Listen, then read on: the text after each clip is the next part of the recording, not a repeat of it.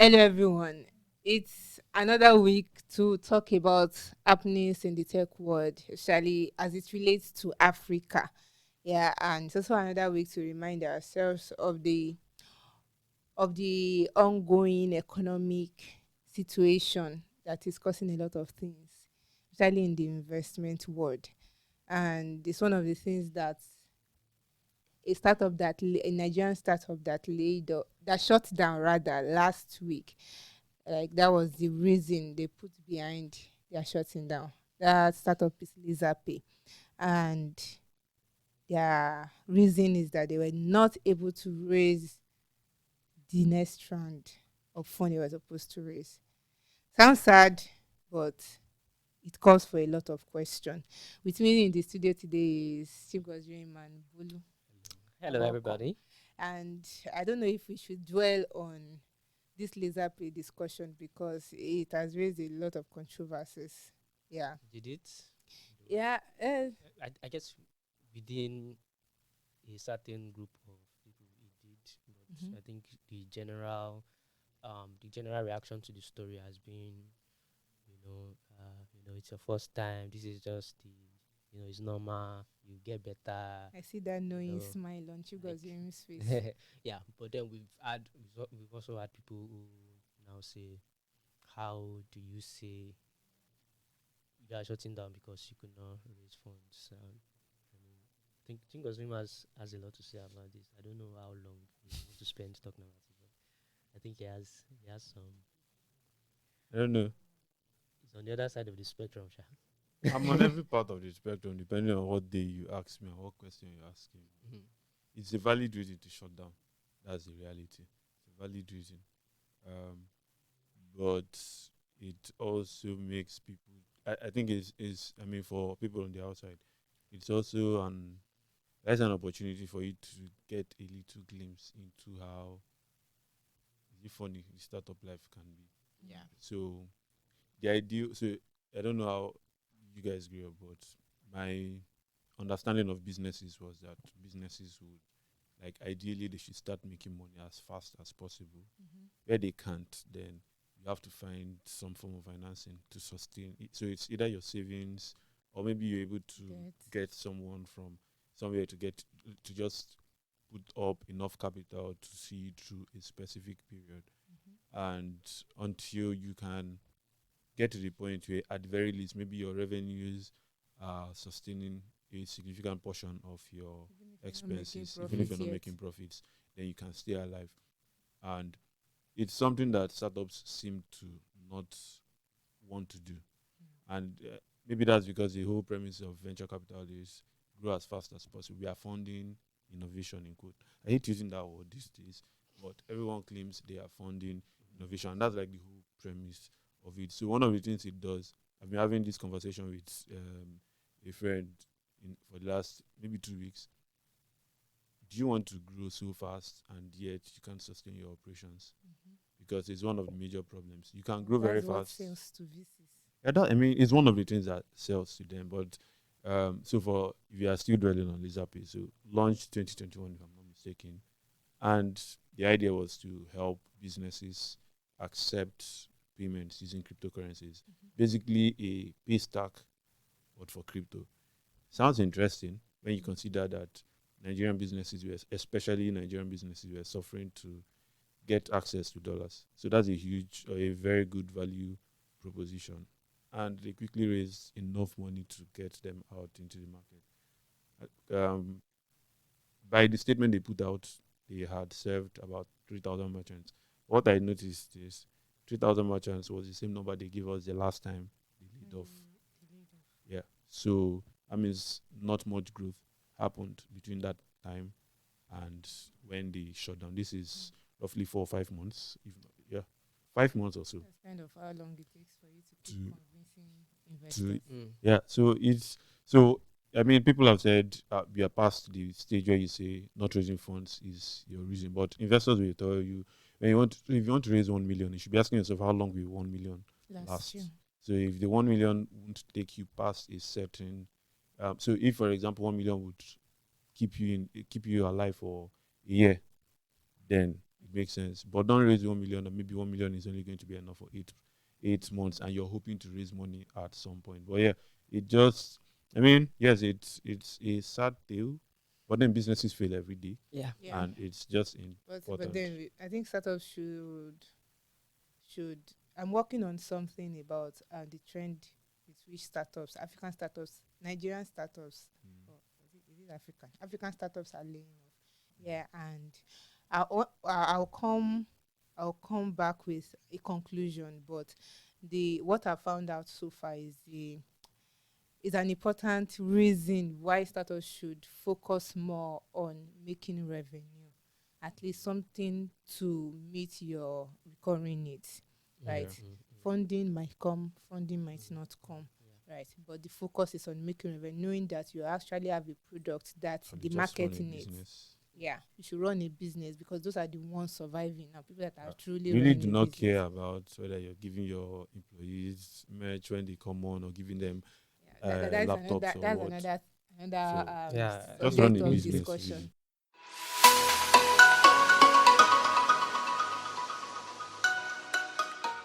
And still talking about the current situation of things, it seems Silicon Valley has been taking a lot of the impact lately. Right, it's either the economic recession, the Silicon Valley Bank, and everything. The recent one is um, Meta, that is the parent company of Facebook, WhatsApp, and Instagram. Started laying off again. Started on Tuesday, still running now. So the situation of things in Meta is that some people are still dreading. They don't know whether they will be part of this layoff or not. So 4,000 jobs would be cut, and there are probably 6,000 more coming, because from the statement that Mark made in March, it was like there might be 10,000 more people sent back to the job search market, at least. But now 4,000 has been confirmed, and they are receiving their notice one after the other. And I know what I was just imagining was how thick-skinned the head of people would be at this moment, because just in November, Meta laid off 11,000 people. Yeah, and you've stopped hiring for like 5,000 roles that were open before. You stopped that, and now you are releasing bad news back to back. And I can imagine employee morale getting very low. People are probably revolting within. There might be internal conflict going on, because you don't know who next would be. You're probably having survival guilt that, okay, you were not affected, but still your friends were affected. So I can imagine what is going on within Meta. But from what they say is behind the reason for these layoffs and hiring freeze, and one other thing which Mark said is trying to thin out the space between management and the people that are now down the organogram. Oh, okay. So you are removing mid-level people, so that Wow. even the people that are top, that are still in management roles, they can also take on Can be closer to- hands-on roles like coding, like designing. You get. So it says Going to it's the be year, I'm going to be earning your money now. right? It says it's the year of efficiency, right? And I came across a conversation earlier in the week of large engineering teams doing nothing, like achieving very less compared to small Smaller engineering engineering teams. And I kind of agree, because uh, when you see that the line of communication, or what is it called, I think it's line of communication, if the longer it gets to get Do something. tasks Yeah. done. Yeah. Yeah, I think that is what I'm not supporting. What is in business has to run. I think that's what Mark is doing, reducing Why did they even teams. have to get to that point in the first Like place? interestingly, what's it called? Meta's workforce as of 2019 was almost 45,000 Okay. people. But even after Meta laid off that 11,000 in November last year, its workforce was around 86,000. Wow. So I think it's trying to go back to what it was. 6,000. Yes. That's I more mean- than, I don't know. They probably employ more people than the federal government in Nigeria. If you say that. So maybe the company is trying to wind back to what it was before the good days of 2020. as it were. So, we are It's very sad. wishing Meta the All the best in their best. journey of laying off, and we are hoping that the ones that are laid off find their foot quickly. I believe that the company is paying attention to severance to help those people to get themselves together before they move on. But that's not all we'll be discussing about Meta today, right? Meta Because is they're going, collecting blows, bass blows from two they're going countries through a in lot. Africa. So Chingo, you tell us about it. Okay. So Meta's legal woes in Africa just seem to continue. It's almost like they're in the news every week. Every other week, yeah. Yeah. So this time around in Kenya, they are being barred from hiring another person, another will I call it service provider, Oh, another they content, won the Kenyans won the case. something like that. So it's an ongoing case, and Oh, they are being banned from hiring a new different company. contract. So now the court has already said you can't hire, like these guys can't work for you anymore. So they have to wait until the court case is all over. So Mm. basically, their content moderation jobs or partner in Kenya is now they can't hire because the court has stopped them. But they still have employees, and according to them, they are incurring expenses by paying these employees. I think they are all on a paid leave, so they're incurring expenses by paying employees, even though they are not working. And moving to South Africa, it's not the same thing. This time is like an anti-competitive suit. So Meta is being accused of anti-competitive practices where it's pulling off a service from using its API. So GovChat is the name of the company, and it's accusing Meta of pulling it off the WhatsApp API database in order to offer a similar service. I was checking GovChat's website, and they currently have about 9 million users, and what they just do is connect government and citizens, so like a bridge between the government and the citizens. So it's I don't know, it's kind of GovTech, yeah, kind of GovTech. So I guess you can send messages to government officials and vice versa. So they are already serving 9 million people, and Meta is saying you guys have been flouting our rules, so it's time to get out. And they are saying no, it's not the reason you're kicking us out. You're doing it because you want to launch a similar service and now compete directly with us or deal directly with the government. I mean, WhatsApp already has the API, so it doesn't really cost them a lot to do that. So that's the state of their lawsuit now That in will not South go well Africa. for them. I mean, it's something the government uses, right? Yeah. Yeah, it's Not like, necessarily government but alone. it helps. It connects government to the people, Mhm. right? And I mean, 9 million people already doing that, already using them for that. So I think that company has the upper hand. Yeah, and I think going by the legal suits that have been raised um against Meta this past few months in Africa, I don't know. It's looking Anyone that will not cost them money, they should just let it go. Actually, this one is going to cost them money because the commission that they are standing before is recommending that they be fined 10% of their annual revenue. So that's a lot of money for you to, and I guess they are going to fight to the very end to ensure that. again. I wish Not Meta the really. best. Okay. All To right, them. and before we go to the next thing we are talking about now, I think this is a good time to remind us that Lagos Startup Expo is holding on May 20 at Landmark Event Center on the island. And why did I have to put it like that?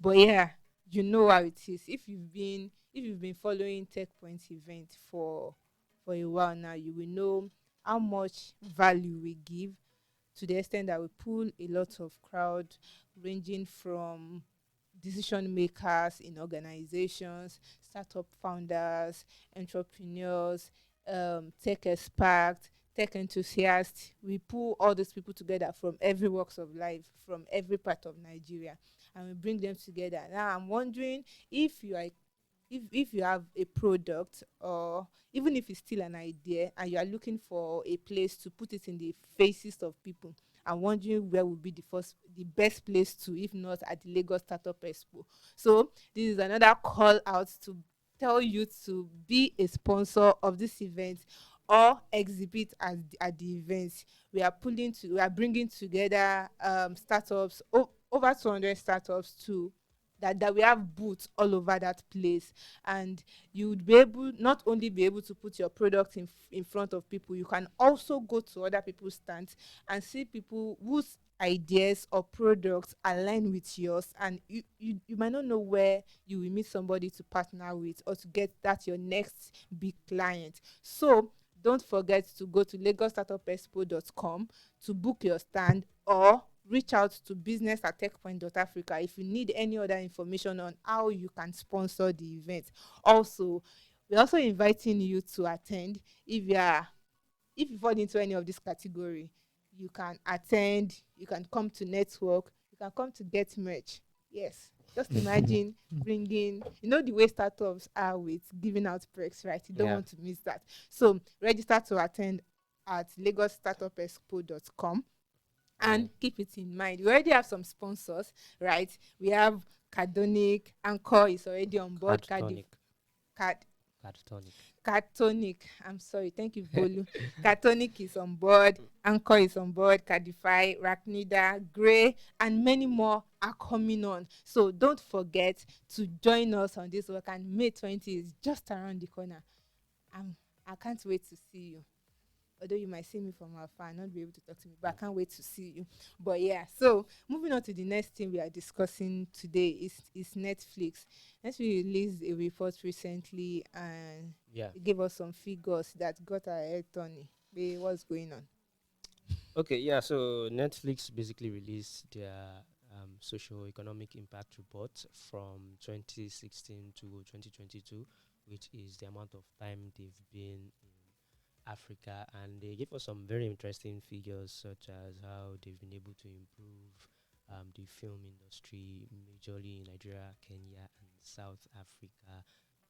The impacts, they've had a lot of impacts from, according to the report, right, in terms of GDP, GDP growth, people that have gotten jobs, people that, the quality of, films on the continent. And I think one thing that really stuck out to me was how much they've invested so far, and they've invested $175 million from 2016 to 2022, and they gave us some breakdown of how they shared that money among the three major countries where they've been doing a lot of work, which is South Africa, Nigeria, and Kenya. So I think South Africa got the lion's share. South Africa got 71% of that money.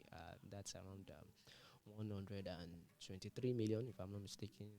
Nigeria got 23 million. And Kenya, they not even tell us how much they give. I'm so sorry. I hope they won't come for me like they did for Tanzania. Yes, but I think it shows how because they said they're just starting out. They're still going to do a lot more, but I think they're focusing on what I believe. I could be wrong, and I mean, if you're watching this podcast, you can also share some of your insights with me. I would really love to. But I believe that South Africa is probably the most robust entertainment film industry out of the three, right? Which is why they've had to spend a lot of money, in that country. And the irony Yes. is Nigeria actually Yes. released. Nigeria releases more. They licensed more movies, right? In Nigeria, I think over 200 movies, over 230, and then in South Africa it was around 176 or so, right? That they licensed, right? But you now notice that there were more commissioned movies in South Africa. There were around 16 commissioned movies, right? Which is what we call Netflix originals, right? In Nigeria, it was lower. I don't think it was up to 5, right? It was between 3 and 5, right? So, which is why they spent more money. I think those Netflix originals, they really put, it's not like licensed movies where the person has made their movie, brings it on Netflix. Right? So there was even this particular movie at One Piece. I don't know. I'm getting that right. One Piece. Yeah, One Piece. A South African movie, which I think the budget was $54 million, right? And then when you think about it, $54 million is already more than the entire money they've spent in Nigeria between 2016 and 2022. Like that's just But let's insane. not lie. The commissioned movies, the Netflix originals, The South African, the Nollywood Netflix originals were a bang.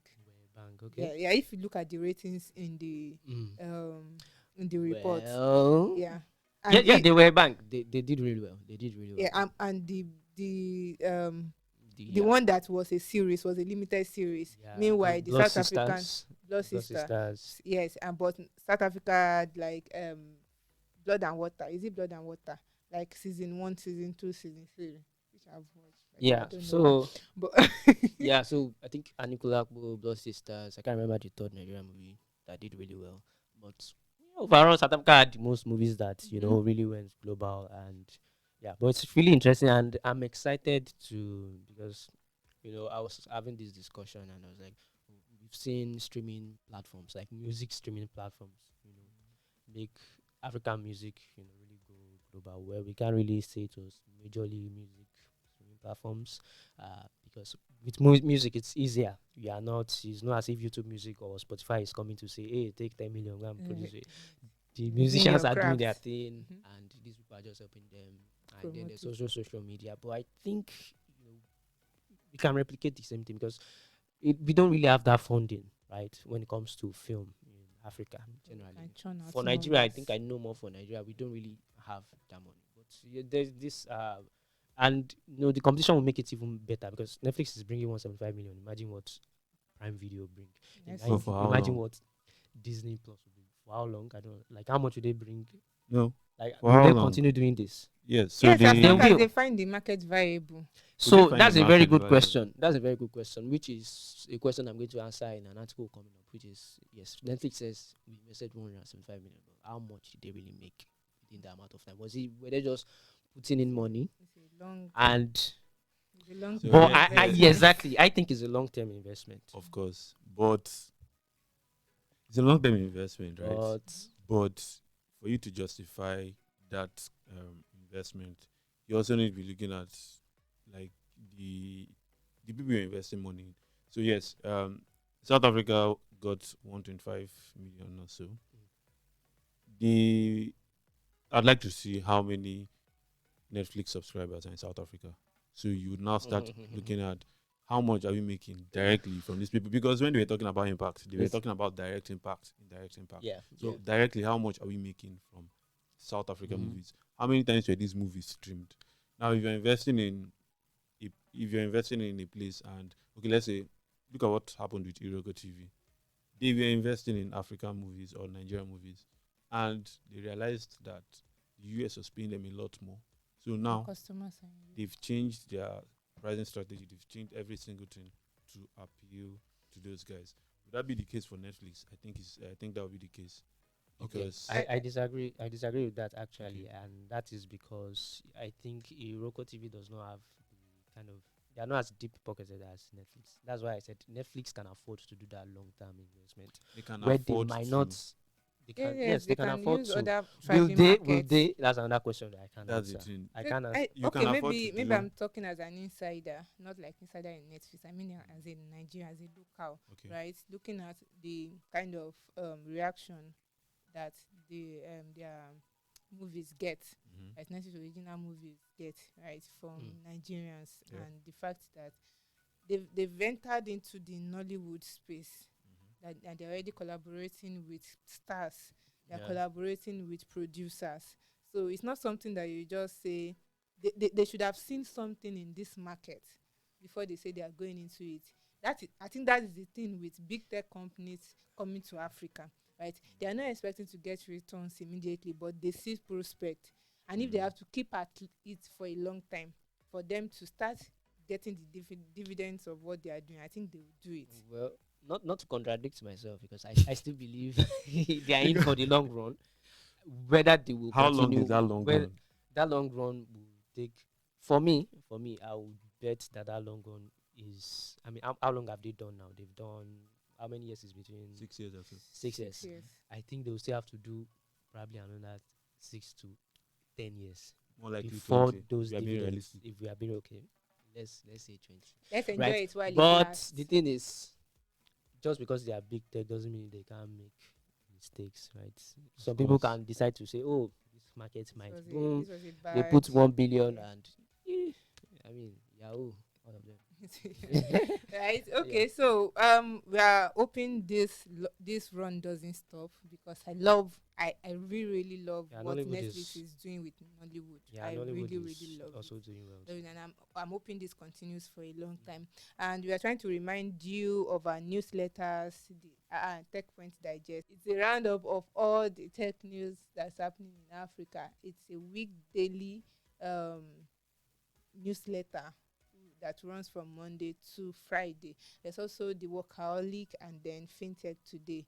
The first one is to get everything you need to know that is happening in the workspace, and FinTech Today is also to remind you or start some discussions about what is happening in the financial space in Africa. So thank you once again for joining us today. It's always nice to have you. Don't forget to, if you are watching this on YouTube, don't forget to like and subscribe, and also click on the notification bell, because there are always things you should learn. Also doing shout outs to those people that have been commenting, that have been liking One our love, one posts, love.